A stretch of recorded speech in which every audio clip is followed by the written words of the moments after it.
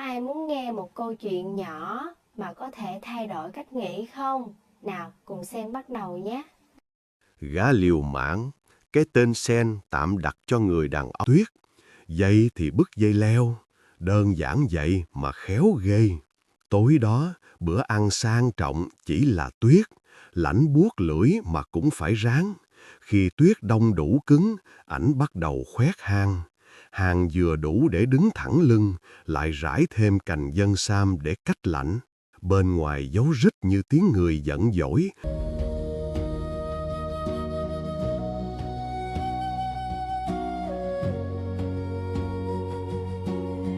Xuống thấp hơn, nghe tiếng nước róc rách, tìm ra sông, gặp mấy quả thông dưới tán cây.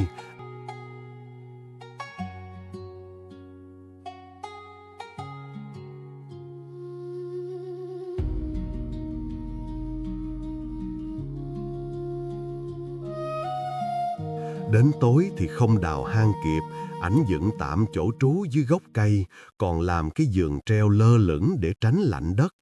Nhìn vậy chứ nằm lên êm hơn cái võng nhà sen hồi nhỏ. Qua ngày 3, ảnh gặp thử thách lớn, bằng mạnh một nhịp, nhủ thầm, từ từ thôi nghen, chứ xảy cái là tiêu đời trai.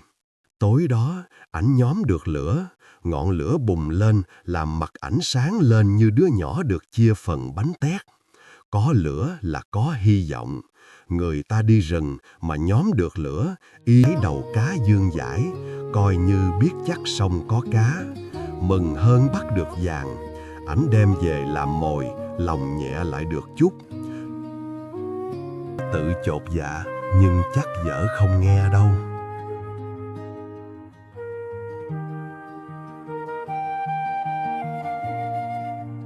Ngày 5, đói quá, ảnh chế dày câu bằng băng y tế, lưỡi câu thì ghim kẹp bẻ cong.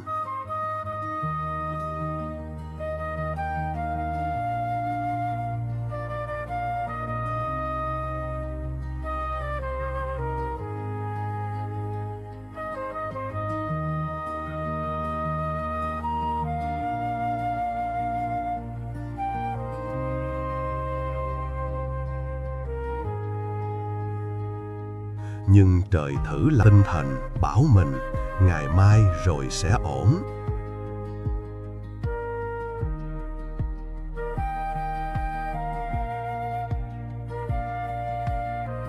Qua ngày 6, trời vẫn chưa cho miếng cá nào. Ảnh đói đến tóp bụng, nhưng vẫn kiên trì. Cái kiểu lì như ruộng đất mùa nắng, cày hoài mà không có mật ong. Có lúc, ảnh còn nghe tiếng chồn kêu, quay lại thấy nó đính đực nhìn ảnh ăn. Rồi thành quen, mỗi chiều nó lại ló mặt ra như hàng xóm ghé xin miếng bòn rán. Tới ngày 10, ảnh thu dọn đồ, trả rừng lại sự tĩnh lặng ban đầu.